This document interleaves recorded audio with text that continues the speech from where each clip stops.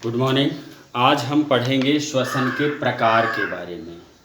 आप जानते हैं श्वसन पहले हम पढ़ा चुके हैं। श्वसन के प्रकार में दो प्रकार का श्वसन होता है, एक आक्सीय श्वसन होता है और एक अनाक्सीय श्वसन होता है। कोशिकीय श्वसन की जब हम बात करते हैं तो जब श्वसन की क्रिया ऑक्सीजन की उपस्थिति में होती है तो इसे आक्सीय श्वसन कहते हैं, और जब श्वसन की क्रिया ऑक्सीजन की अनुपस्थिति में होती है तो इसे अनाक्सीय श्वसन कहते हैं। जब श्वसन की क्रिया ऑक्सीजन की उपस्थिति में होती है, हमारी बॉडी में होती है, ये जो ग्लूकोज होता है ये कोशिका के अंदर प्रवेश करता है। आप जानते हैं कोशिका के अंदर माइटोकॉन्ड्रिया पाया जाता है। तो सबसे पहले ग्लूकोज को पायरुविक अम्ल में बदला जाता है। एक ग्लूकोज का पायरुविक अम्ल में बदल जाना ही ग्लाइकोलाइसिस की क्रिया कहलाती है। और ये कहाँ होती है?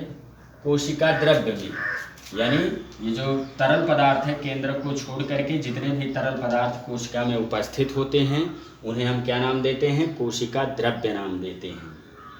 इसके अंदर माइटोकॉन्ड्रिया पाया जाता है। पायरुविक अम्ल अब कहाँ प्रवेश करेगा? माइटोकॉन्ड्रिया में प्रवेश कर जाएगा। माइटोकॉन्ड्रिया में ऑक्सीजन होगी और उसी ऑक्सीजन की उपस्थिति में पायरुविक अम्ल जो होगा, दो अणु पायरुविक अम्ल के जो होंगे, एक ग्लूकोज से दो पायरुविक अम्ल बनते हैं। ये पायरुविक अम्ल कार्बन डाइऑक्साइड, जल और एटीपी ऊर्जा के रूप में बदल जाती है।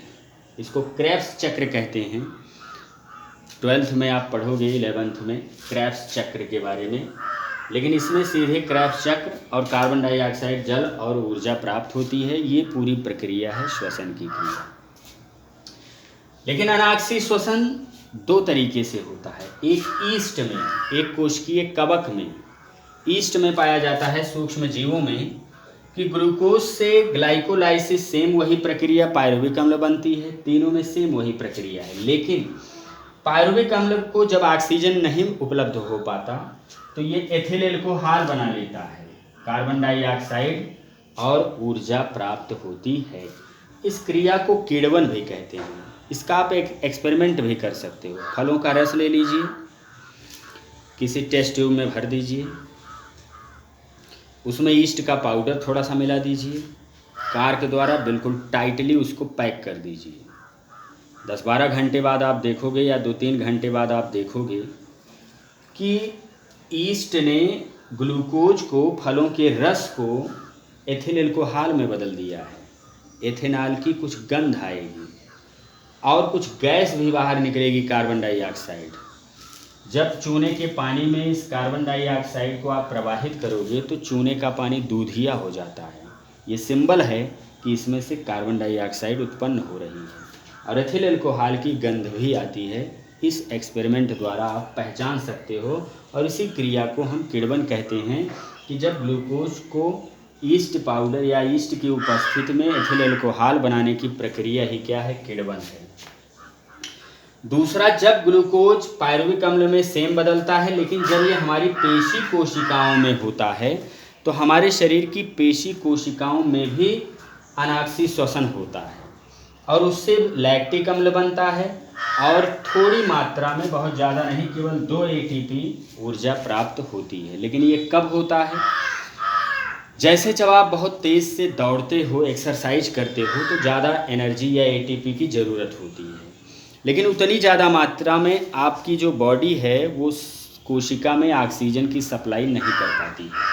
जब ऑक्सीजन पहुँचेगा नहीं और ऊर्जा की हमें ज़रूरत है, तो जितना ज़्यादा ग्लूकोज कोशिका में होता है वो बिना ऑक्सीजन के ही लैक्टिक अम्ल में बदल जाता है। पेशी की कोशिका में लैक्टिक अम्ल में बदल जाता है और हमें थोड़ी बहुत मात्रा में ऊर्जा मिल जाती है।